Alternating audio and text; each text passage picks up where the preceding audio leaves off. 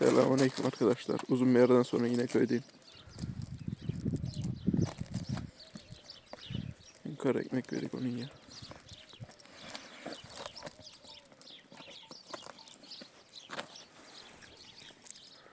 Burada koyunlarımız var. Doğuracak bunlar.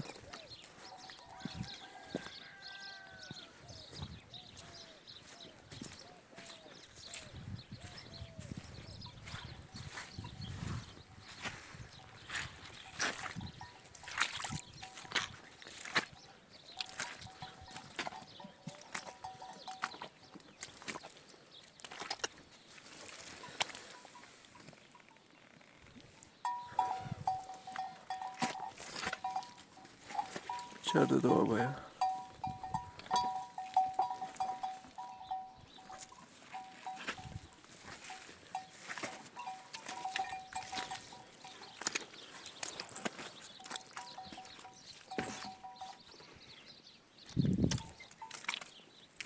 Şurada da diğer köpeğimiz var.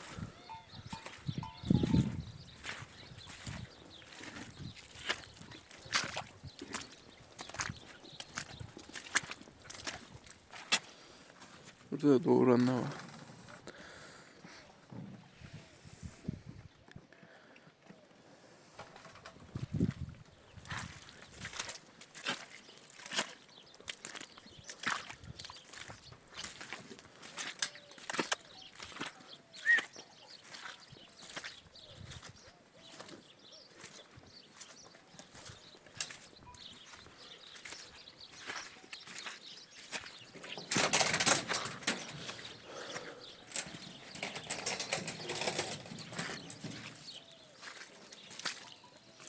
Burada kuzulu koyunlar var yine.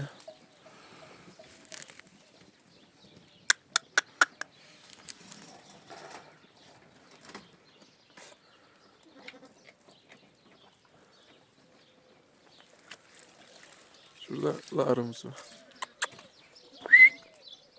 Gel, gel kızım.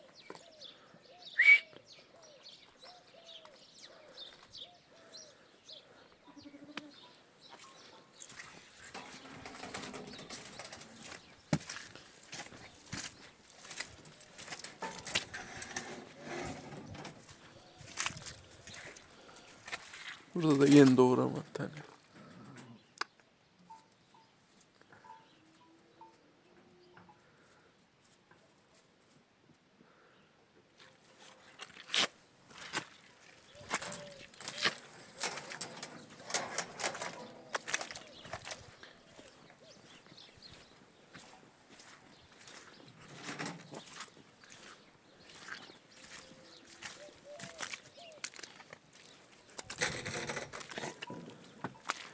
Yerler çamur olduğu için yürümek zor oluyor. Gel.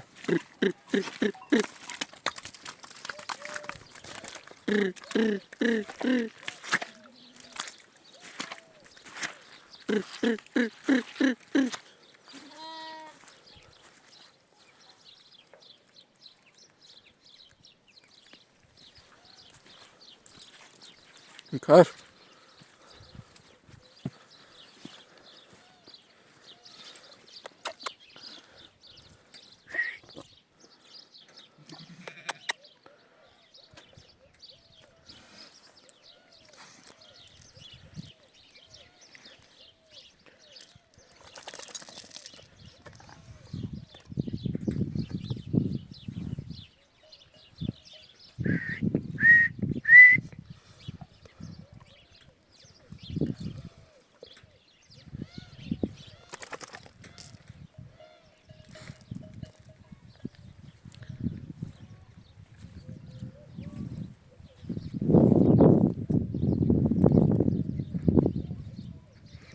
Bugünlük videomuz bu kadar olsun arkadaşlar. Görüşmek üzere.